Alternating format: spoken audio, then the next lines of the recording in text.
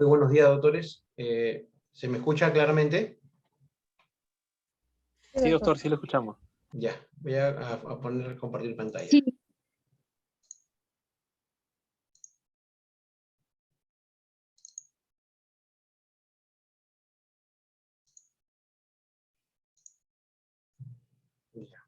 Vamos a hablar ahorita sobre la lumbalgia, un tema que todos conocemos, y vamos a afianzar un poco más lo que son los conceptos. Primero, vamos a empezar con la definición, anatomía, causas, clasificación, factores de riesgo, sintomatología, examen clínico, tratamiento y medidas preventivas. ¿Se ve la pantalla? Sí, doctor. Sí, ya. Sí, doctor. Gracias, doctores. Bueno, definición. ¿Qué es la lumbalgia? Brevemente. Es el dolor en la región vertebral o paravertebral lumbar que se acompaña frecuentemente del dolor irradiado o referido. Este es un síndrome doloroso localizado en la región lumbar, con irradiación eventual en la región glútea, caderas o inclusive hasta la parte anterior del abdomen. Diferenciémonos de una lumbocetalgia, que es un dolor irradiado a miembros inferiores debido a una irritación de una raíz nerviosa. Epidemiológicamente hablando, esta enfermedad es la patología con mayor frecuencia en enfermedades ortopédicas en América y Europa. Y esta parte es importante, es la principal causa de ausencia al trabajo y de discapacidad permanente. El 62% de las personas que tienen un primer episodio desarrollarán síntomas crónicos que durarán más de un año. Brevemente, haremos un recuerdo anatómico. Tenemos acá la columna vertebral en su totalidad. Vamos a enfocar la zona lumbar. Tenemos acá una vértebra, tenemos la vértebra lumbar, tenemos acá el cuerpo, la apófisis espinosa, las apófisis transversas, tenemos acá un disco intervertebral, y acá tenemos la misma parte anatómica en otra vista. También tenemos dentro de esa zona lo que son ligamentos, algunos ligamentos que recubren el cuerpo vertebral, anterior y posterior, y también tenemos el ligamento interespinoso que está entre las apófisis espinosas. En la parte de músculo podemos dividir esta región en tres grupos de músculos: el grupo anterior, medio y posterior. El grupo anterior está principalmente compuesto por el músculo psoas, que se une al músculo ilíaco para formar el músculo psoas ilíaco, ¿no? Y cuya acción principal es la flexión de la cadera. También tenemos en el grupo medio lo que es el músculo cuadrado lumbar. Este músculo es un estabilizador en sí de la columna lumbar. Ya se origina en la cresta ilíaca y en el ligamento lumbar, y se inserta en la última costilla y en la apófisis transversa del L4-L1. Como función unilateral tenemos la flexión lateral de la columna hacia el mismo lado, y como una función bilateral tenemos que es un extensor de la columna lumbar. Y tenemos un grupo posterior que está dividido, que son los músculos toracolumbares dorsales, que pueden ser superiores o profundos. En lo que en los superiores, en este caso como ejemplo tenemos el iliocostal lumbar y el dorsal ancho, tienen como función principal mantener la postura erecta. Y como función unilateral, la flexión lateral y rotación al lado contralateral, y como función bilateral tiene lo que es la extensión de la columna. Ahora tenemos también otro grupo de músculos toracolumbares dorsales profundos. En este caso tenemos a los multífidos y los rotadores, cuya función primaria y principal es realizar o mantener ajustes finos entre las vértebras. Bueno, también tenemos el nervio ciático, que conocemos, es importante, pues cuya ubicación y reconocimiento nos permite realizar, entre otras cosas, un diagnóstico diferencial entre lo que es una lumbalgia y una lumbalgiatalgia. El nervio ciático es el nervio periférico más voluminoso y largo del organismo. Está formado por las raíces del L4, L5, S1, S2, y abandona la pelvis a través del agujero ciático mayor por debajo del músculo piriforme. En la parte posterior de la rodilla, al centro, se divide en lo que es el nervio tibial y el nervio peroneo común.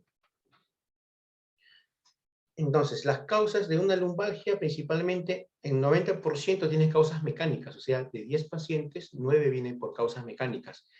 Y las causas mecánicas, ¿a qué se debe principalmente? Una disfunción osteomuscular de la columna lumbosacra, que puede ser por alteraciones estructurales, sobrecarga funcional, mala postura, sedentarismo, por ejemplo, una alteración en la mecánica de los pies, Y tenemos causas no mecánicas, que es el 10%, que ya son causas más o menos inflamatorias, como una causa de espondilitis, tumores vertebrales, tenemos causas viscerales, causas sistémicas, como una patología, por ejemplo, gastrointestinal, cálculos renales, infección urinaria, etc. Y en lo que es la clasificación, acá lo estamos clasificando según el tiempo de evolución del dolor. Tenemos según una lumbalgia aguda, en menor de 6 semanas, de los cuales, este dato es importante, el 50% de las lumbalgias remiten a los 7 días, en caso de las que sean las mecánicas.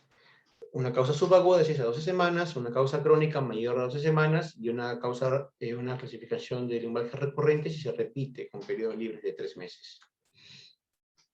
Entonces, veamos cuáles son los factores de riesgo para nosotros desarrollar una lumbalgia.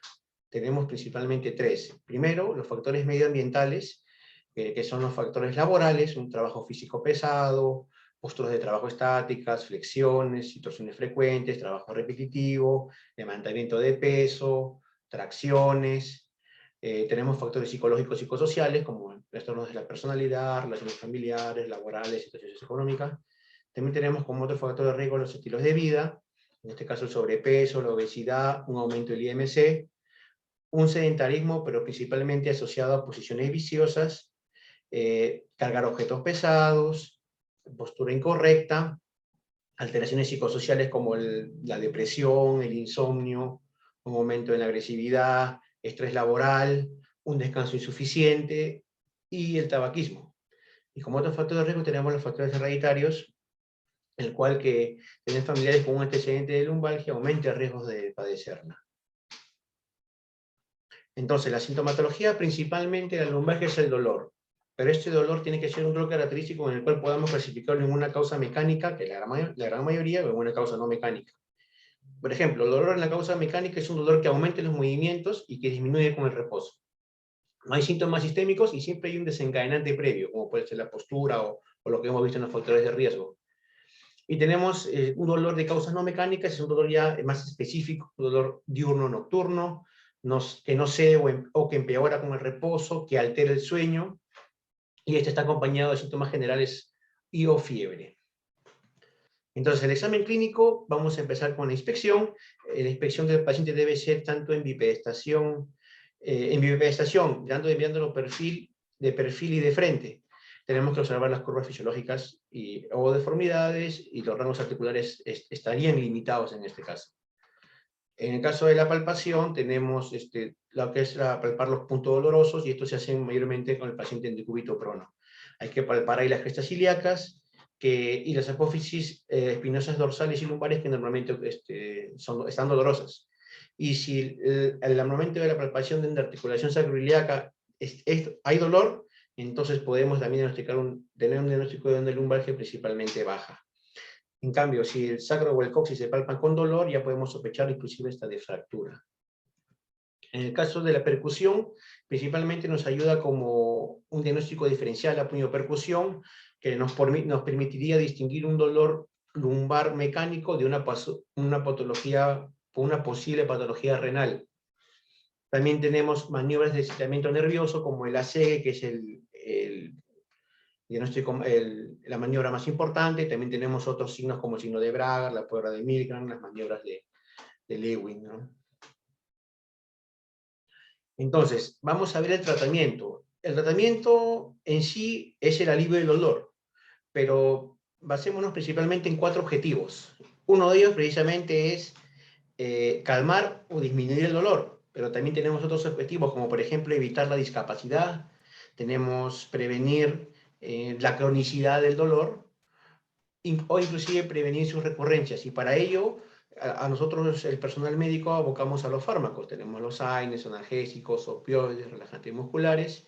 En el caso ya de procedimientos netamente de la especialidad de medicina física, tenemos la terapia con calor, con frío, electroterapia, corrientes, ultrasonido, láser, kinesioterapia, terapia ocupacional, etc.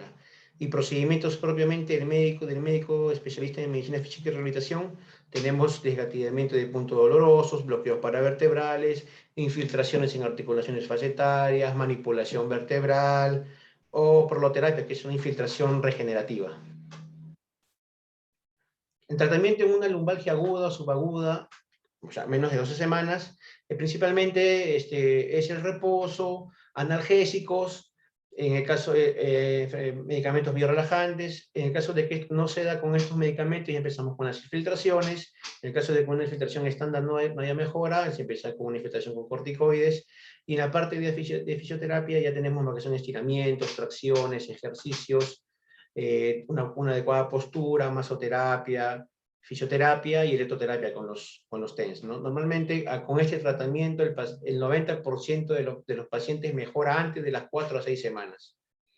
Y en el caso de una lumbalgia crónica tenemos principalmente evaluar si este es una lumbalgia mecánica o no, y verificar, haciendo una adecuada anamnesis, a ver si este tiene una patología de fondo o algún psicosocial. Normalmente el menos del 10% llega en esta fase y el tratamiento es similar, es con medicación, analgésicos, ¿no? Miorelajantes, uso de corset ortopédicos, termoterapia, electroterapia y posturas adecuadas y ejercicios supervisados, ¿no? En el caso de que 4 semanas con este tratamiento no mejora, habría que de repente derivarlo a un hospital de mayor complejidad. Entonces, ahora, la lumbalgia, como es un dolor mecánico principalmente asociado a posturas, nosotros debemos de conocer también cuáles son las medidas generales y preventivas para que no tengamos este tipo de dolor. Como por ejemplo, debemos tener buena condición física, hacer ejercicio, un programa regular por lo menos de 3 a 5 veces por semana, una correcta educación e higiene postural, practicar la buena postura y la correcta mecánica corporal, una adecuada dieta y nutrición para mantener el peso adecuado con los requerimientos adecuados a la edad y al sexo, control de la tensión, un manejo adecuado de situaciones estresantes, soportes ortopédicos para las actividades pesadas, como por ejemplo para cargar peso, dejar de fumar, descanso regular y adecuado, y análisis del puesto de trabajo, ya que es también compartido con el médico ocupacional. Esta es la bibliografía usada en la presente exposición, que es principalmente bibliografía del Perú. Muchas gracias. ¿Alguna pregunta, doctores?